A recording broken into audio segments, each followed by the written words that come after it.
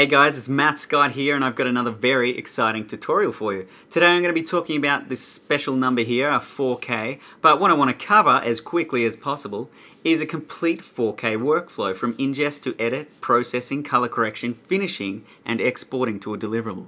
Now we're going to be doing this with these two lovely pieces of software here, especially EDIUS 7, which is now 64-bit, and a piece of free RED software which allows us to process some raw information. So I will be talking about resolution, but I also will be talking about processing raw footage as well. So let's jump straight into it and have a look at how RED cameras actually record resolution.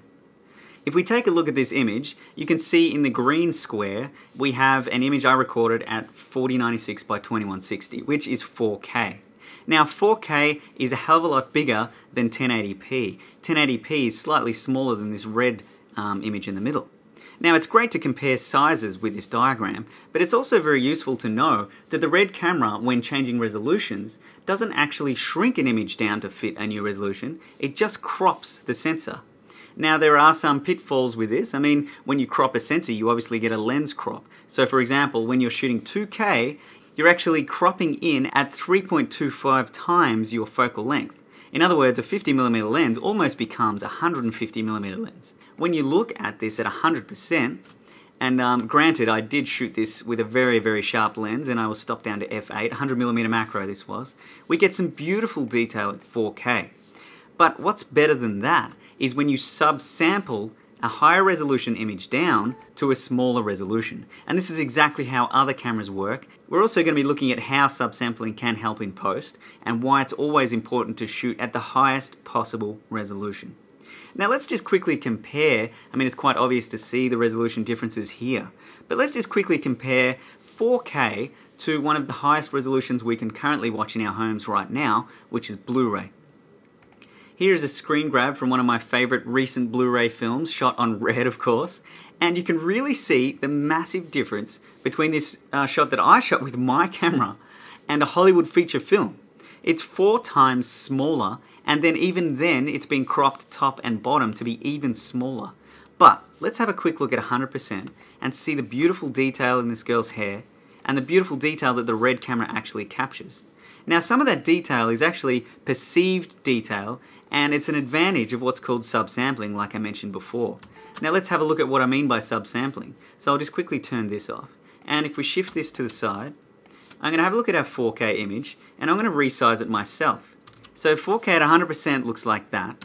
I'm going to resize this down and match it to this 1920 by 1080p shot. You'll notice it's slightly longer than 1080p. Now the reason for that is because the RED camera shoots 4K, which is 4096 by 2160, but that's not exactly 16 by 9, it's more like a 16 by 10. But let's have a quick look at what subsampling does. Let's have a look at this at 100% now.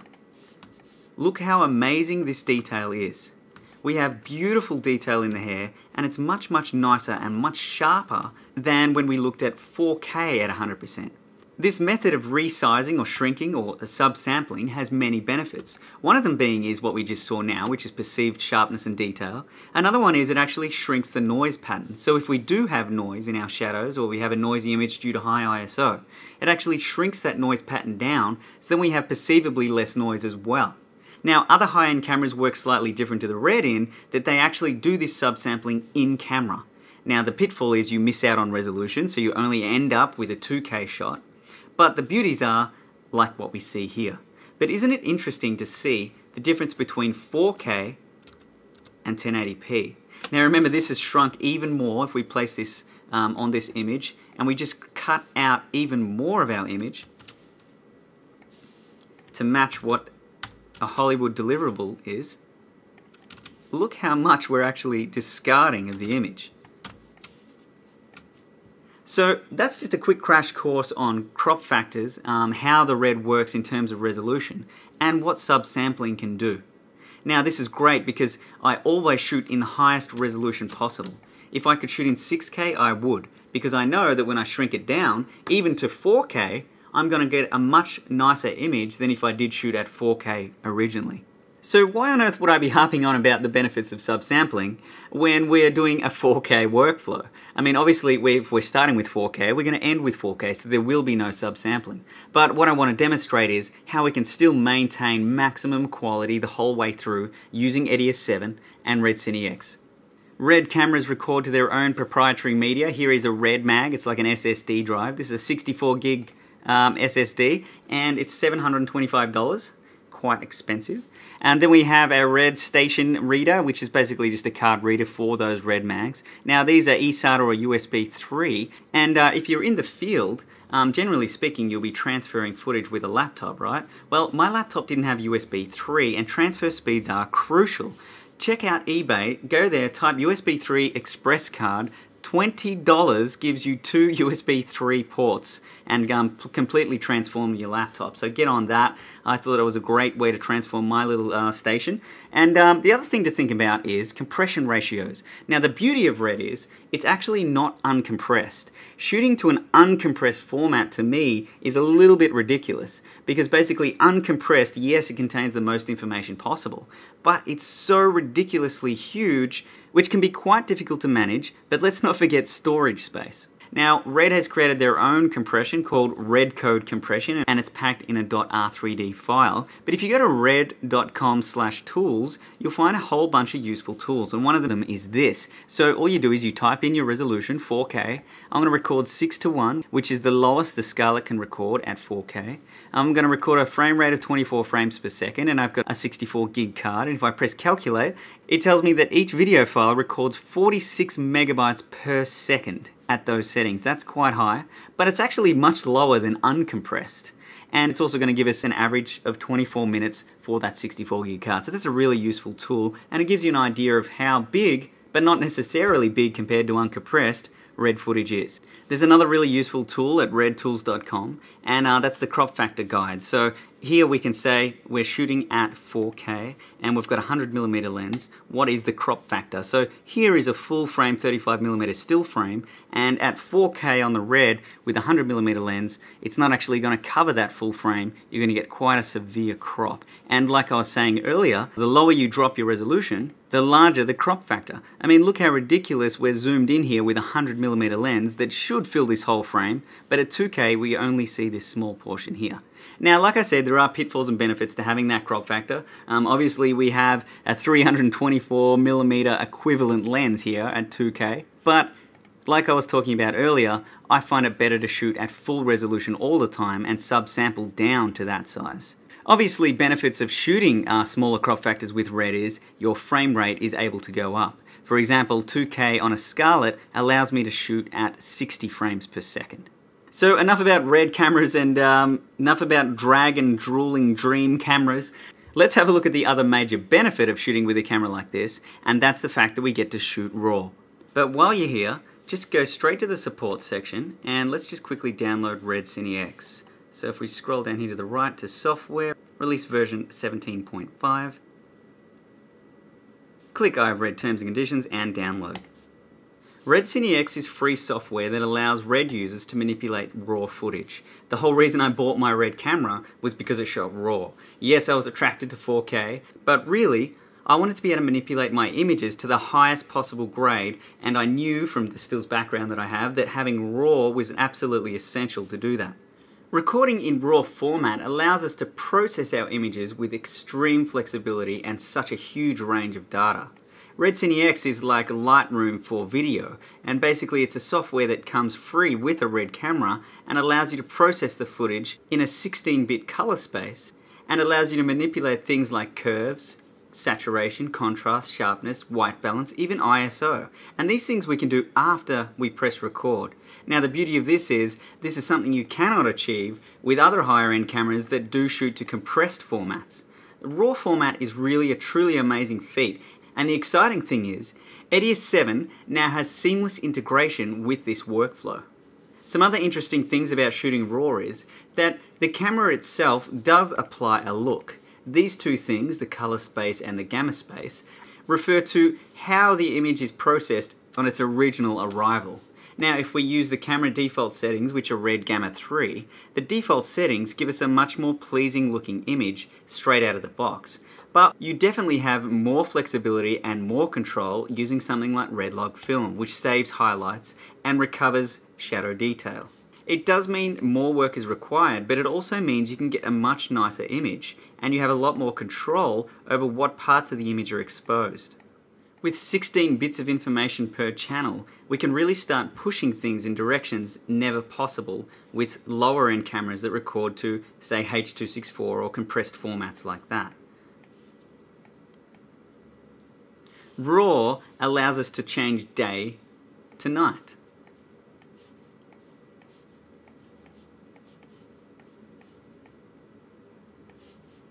Without compression artifacts, without banding. We can push colors way further than we ever thought possible, without banding or artifacting. It's awesome.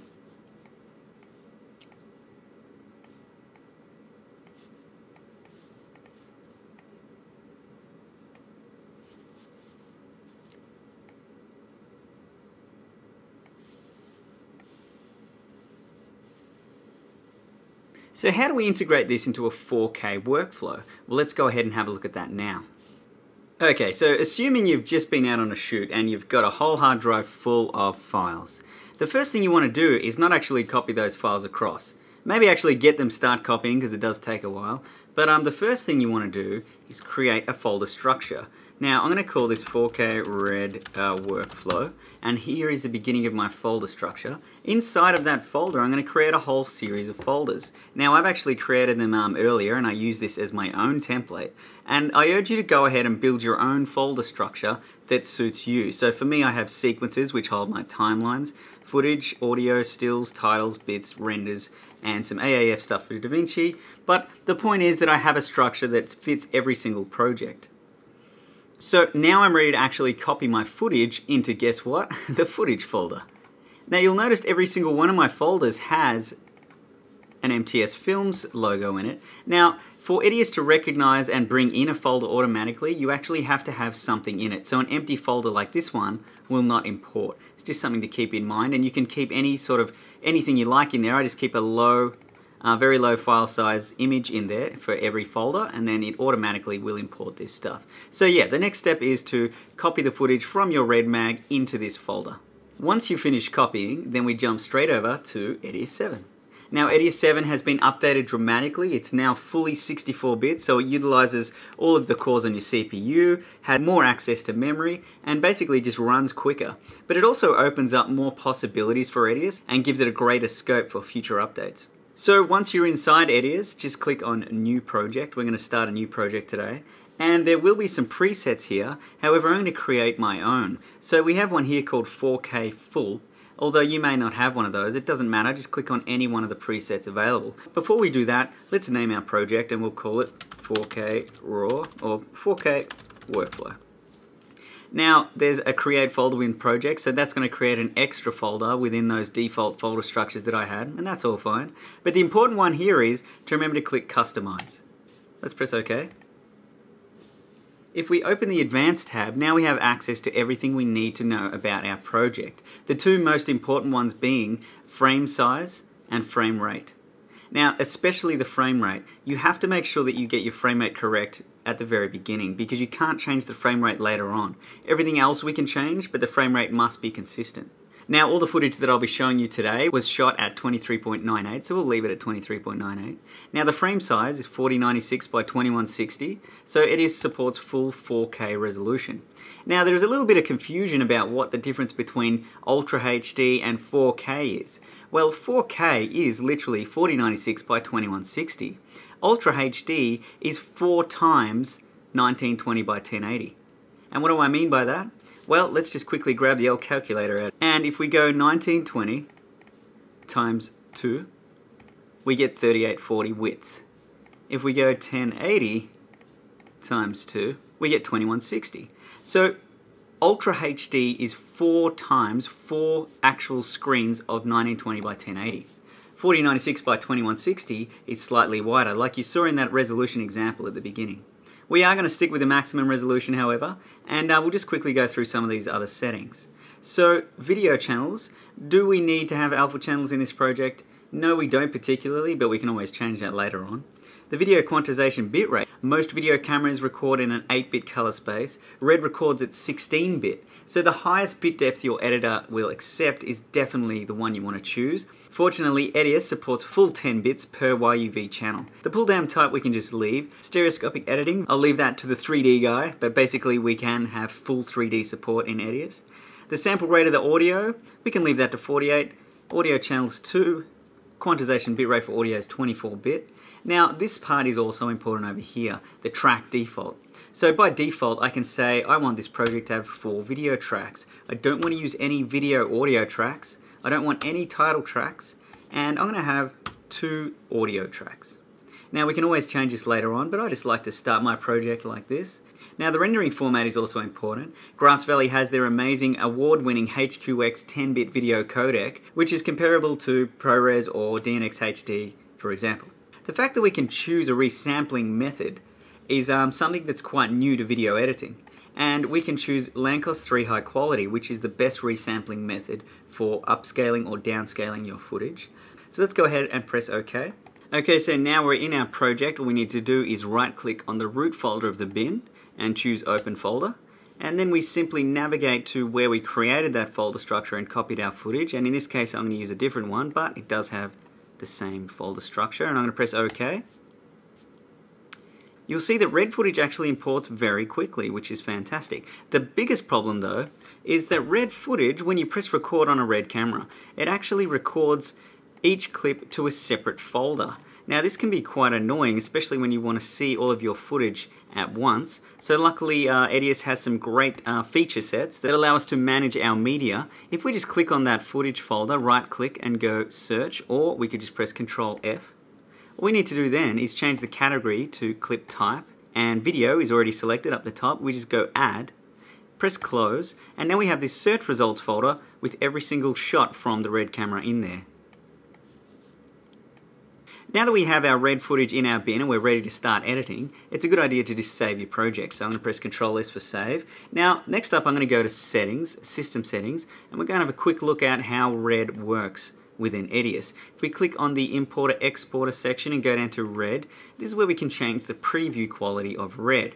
Now the awesome thing with RED footage is that even though it's 16-bit 4K, it does have the ability to change resolution to lower resolutions on the fly. This allows you to edit things in real time. Now EDIUS, generally speaking, edits every format in real time at its full resolution, but now that we're stepping up into 4K so quickly, especially 4K 16-bit, there is times when you will want to drop that resolution so you can edit things in real time. So I'm going to set mine to 1/8 resolution and press OK. So now you can see we can click on a clip, and 1/8 resolution on a 1080p monitor actually looks pretty damn good. In fact, it's great for editing, and you don't actually need to see that super fine detail that we're going to switch back to later on when we start color grading. Now if it's not playing back in real time on your monitor, just believe me that you can check this buffer down here, that it's actually increasing. So this is playing in real time at the correct frame rate, which is really important. I'll just trim that back a little bit, and I'll just grab another shot here. Just a quick one. This was actually on our way to a camping adventure. Once every year, me and my family go away camping, which I absolutely love. And this is when I first got my camera, so I was very eager to test it out. So we pulled over on the side of the road and we found this awesome location. And yeah, then the guys were just curious about what the hell was down this hole. So I won't bore you with any more editing. Basically, I just want to cover the complete workflow. So I'm assuming you understand editing and how to use the software. But I do want to point out some of its key features. One of the major ones is that we've imported RED footage natively. We're editing it natively and in real time. But now what I want to do is show you how EDIUS and RED-Cine-X are integrated seamlessly. Now, there's a quick shortcut that I did change in order to make this even more effective. So if we go up to Settings, User Settings, and we go to User Interface, Keyboard Shortcut. Then what we're going to look for is the word Open.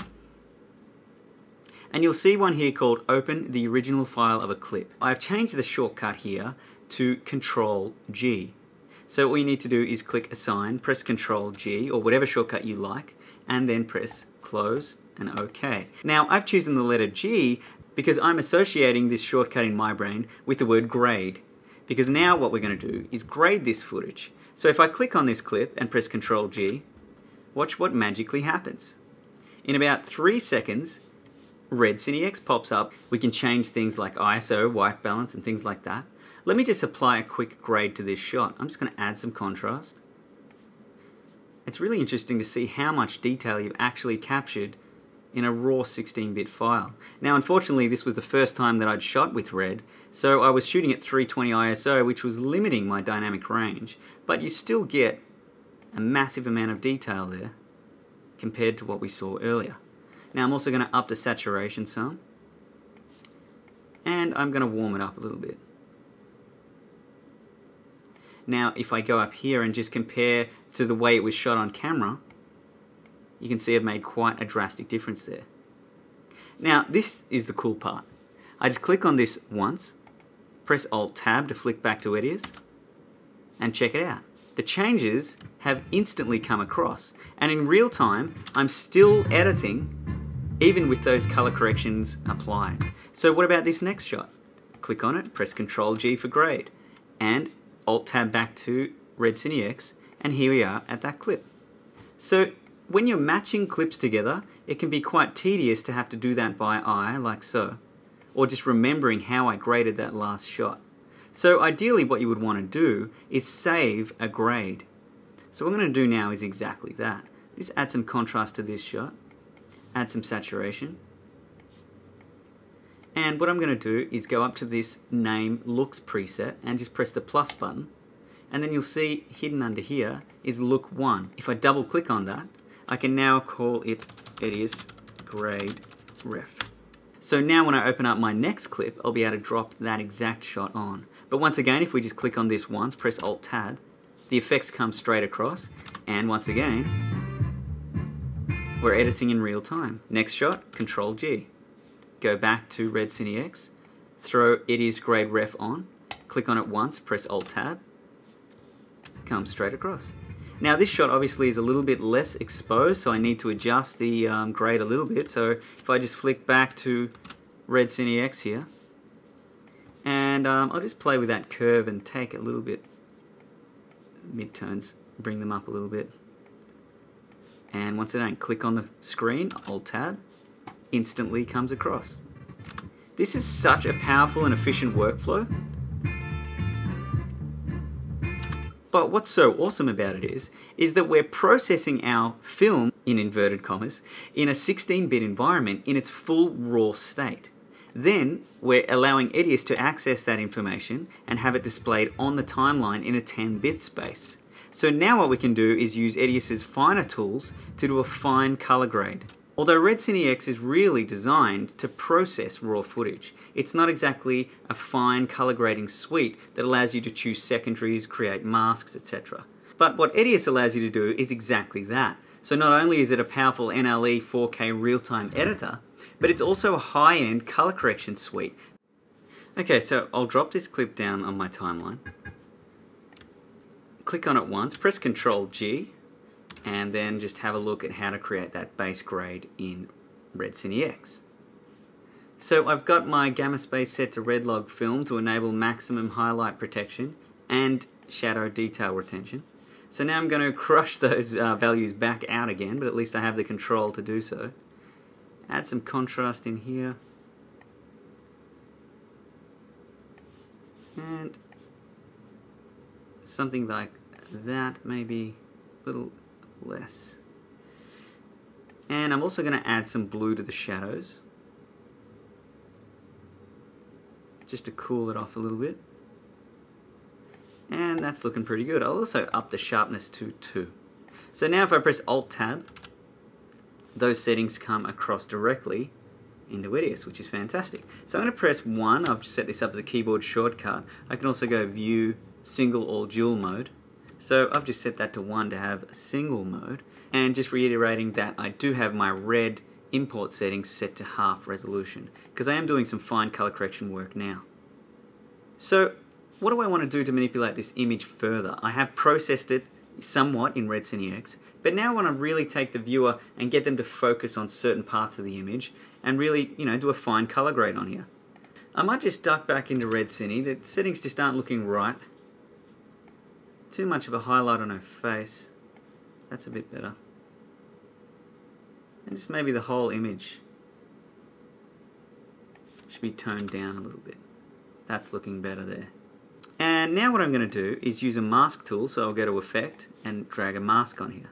Now EDIUS's mask tool is absolutely amazing in that it's an unlimited point mask tool, but it's also a Bezier point mask tool. So I can actually draw custom shapes any which way I like and then animate them further down here on the timeline. But for this instance I'm just going to do a much quicker example. What I want to do is pick up the highlights on this Adidas bottle and these shoes because they're an important part of the scene for the advert. If I grab the pen tool and zoom out of here a little bit, I'm just going to draw a simple mask that shines through here. And this is going to act like a separate shard of light to add emphasis to that area. If I go to softness, enable that, and soften it by about 500 pixels. Then what I can do in the filter of the inside of that mask, I can choose a YUV curve. Now if I open the properties of the YUV curve, and let's just bring this down here so we can see what's happening. You can see I'm adjusting everything inside of that mask.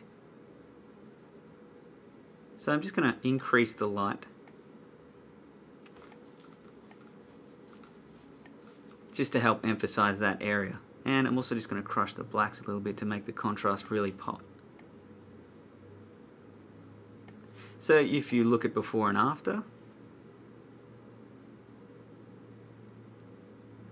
you can see I've made quite a difference there. Now this is something that you can't do in RED-Cine-X. I'm going to press OK. Now what I've noticed is, because I've increased the brightness in this area only in the luminance channel, I've also lost a bit of saturation in the tiles, but I actually quite like that. I think I want my tiles to be more white than that yellowy colour. So I'm going to add another secondary colour correction, this time using the three-way colour corrector. Drag that on top. Now with the three-way colour corrector, we have access to blacks, mids and whites, just like any three-way colour corrector, but we also have a limiting tool which allows us to make secondary colour corrections. Now generally speaking, when I do tutorials, I try and teach the three-question method. What colour are the tiles, how bright are the tiles, and how saturated are the tiles, and then I slide these values around until I find it. But it is actually a hell of a lot easier to just click the colour range, enable all of these limiters, and then click once on the tiles. So now if we turn on our key, we can actually see the key that has been chosen. And if we hold down Shift and click, we're slowly introducing more parts of the tile. Then we can go into our hue and just expand the range slightly to help us get a more accurate selection of those tiles.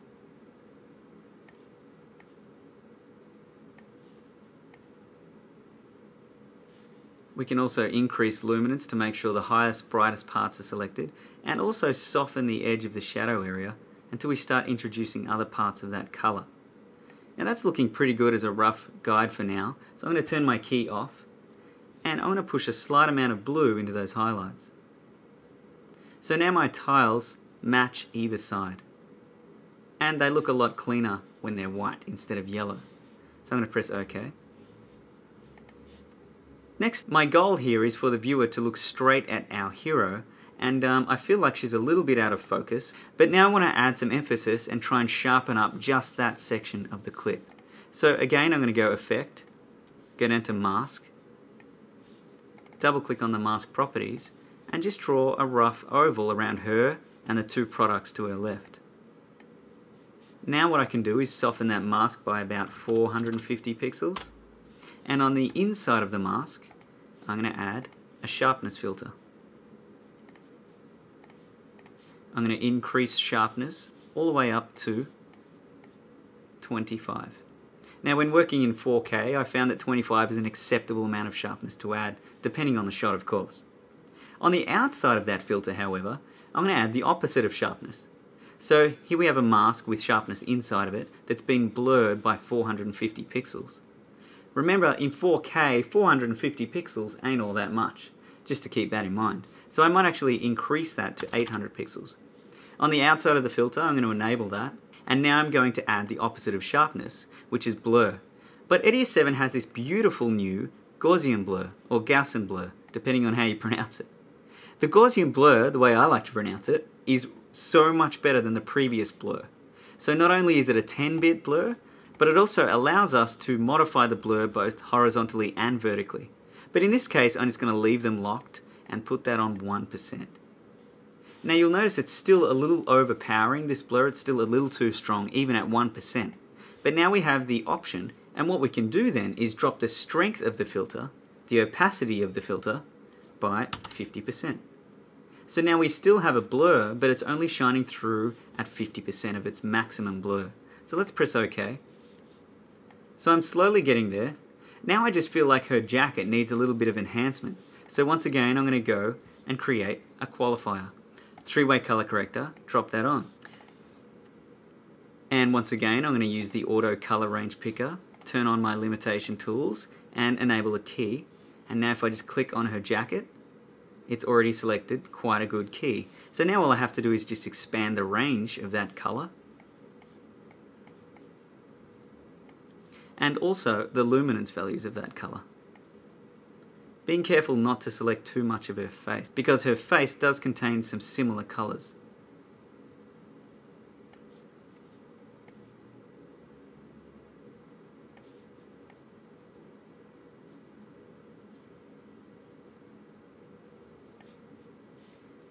If I turn my key off, now I can change the color of the jacket and push in some more magenta.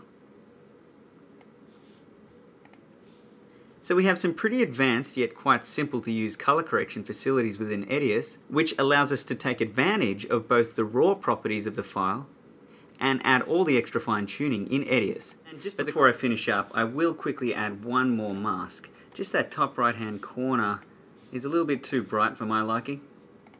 So I'll just zoom this out a little bit and quickly grab this and rotate it. Soften the edge by 600, maybe 850, and once again put a filter in there, YUV curve, and I'll just lower the exposure a little bit.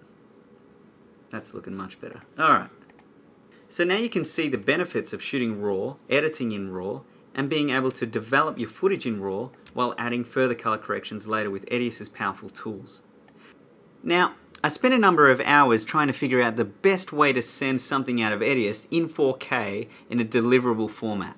Now, generally speaking, when I work with 1080p footage, or even when I work on a 4K timeline, I'm subsampling it back down to 1080p like I was speaking about at the beginning. But in this case, we want to export in 4K. The workflow is 4K, right? So we start at 4K, we edit at 4K, we finish in 4K. Encoders aren't as flexible as 1080p encoders are when it comes to 4K exportation. So normally I would export this in an MPEG-4 container, encoding it with H.264.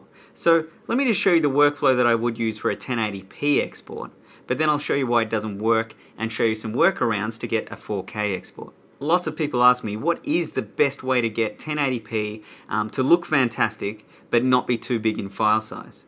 So I'm just going to render out this small section of our clip. So I've marked an in and an out point. Then I'm going to go File, Export, Print to File. Now if we choose QuickTime, and make sure Enable Conversion is ticked, but also make sure Export Between In and Out is ticked. So now I'm going to choose a preset called MPEG-4, and it doesn't actually matter which one of these we choose, because we're going to change these settings anyway. So let's choose that, go down to Advanced, choose Custom, and then change the frame size to 1920 by 1080. So remember, I'm going to show you the 2K version first. The aspect ratio, let's leave that to 16 by 9. And come down to field order, change that to progressive. We don't want drop frame, and let's leave the channel color as is. So if we click export, the next thing it's going to ask us is what do we call it. So let's just call this 2K from 4K. And we'll put it on the desktop in our nice little folder under renders. Let's try and stay organized, shall we?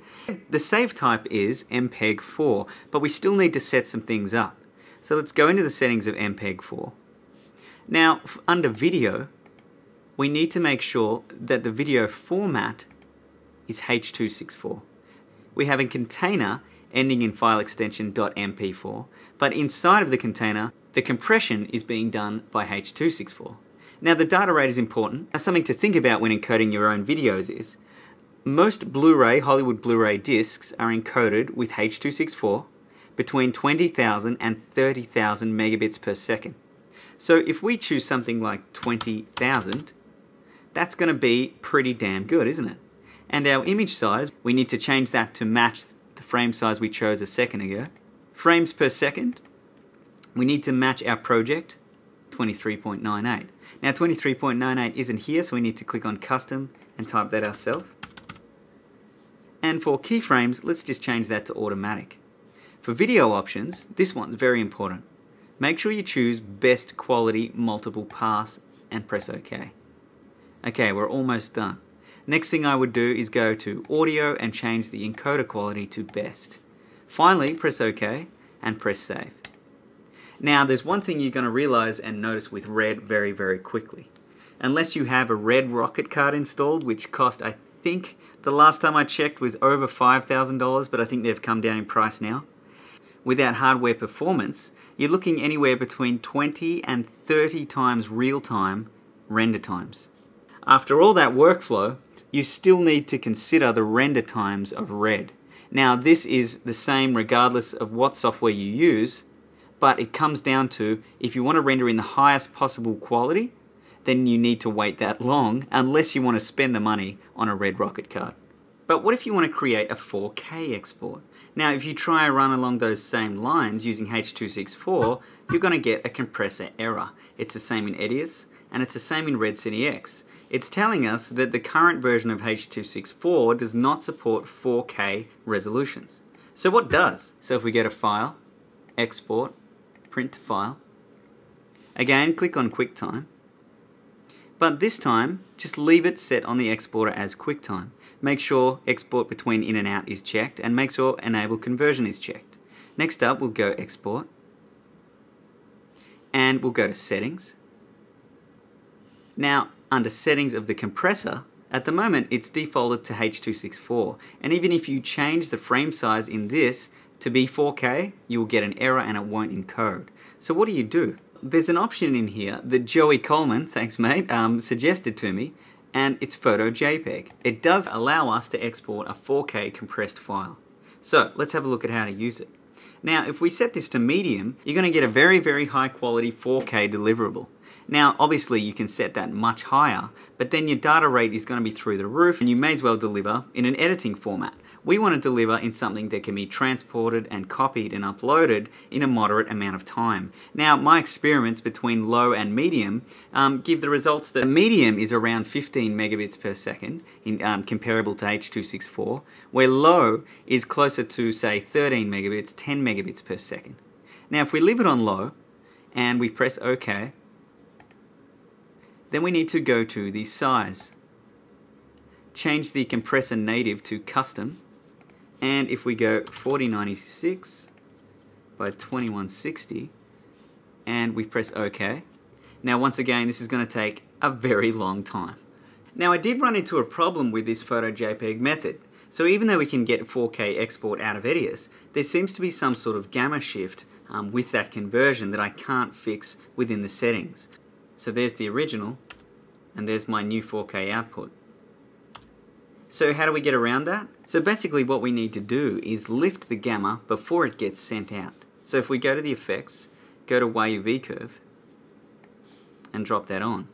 Then you can try 30 times back and forth to try and match the gamma once it's been exported.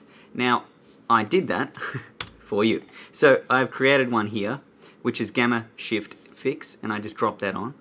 And as you'll see, the blacks have been raised.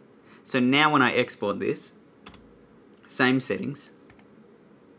And now let's compare the difference. So here it is here, 4K to 4K JPEG high fix.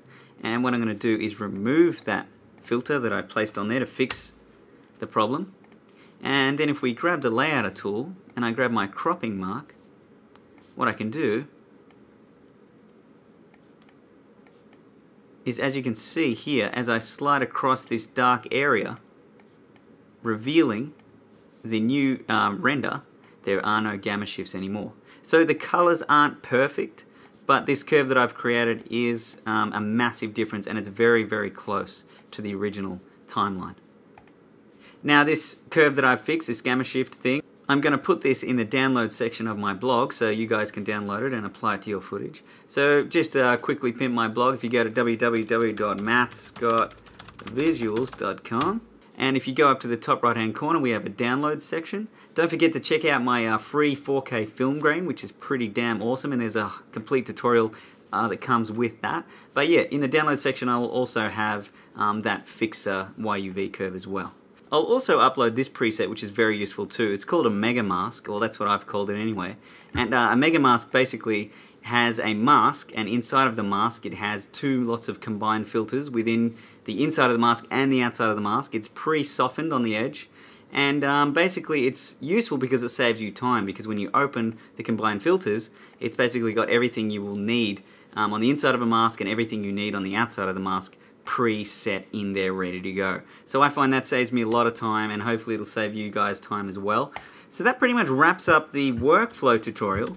The other step would be to export this as a high quality master file. This is pretty straightforward, I guess, but basically what I would do is create an in point and an out point of my master film. Then I would go File, Export, Print to File, Grass Valley HQX, which is a 10-bit 422 codec, and if we go Export, we can then choose Custom and go to Max. So this option will get you the best quality video file, master file, that you can get from EDIUS. So then I would just call this Master 4K Export and click Save. Now obviously RED takes 30 times, between 20 and 30 times real time to encode, so be prepared for quite a long wait. But remember, once it's encoded, even at 4K, the HQX file will play in real time, and you can still edit that file as well.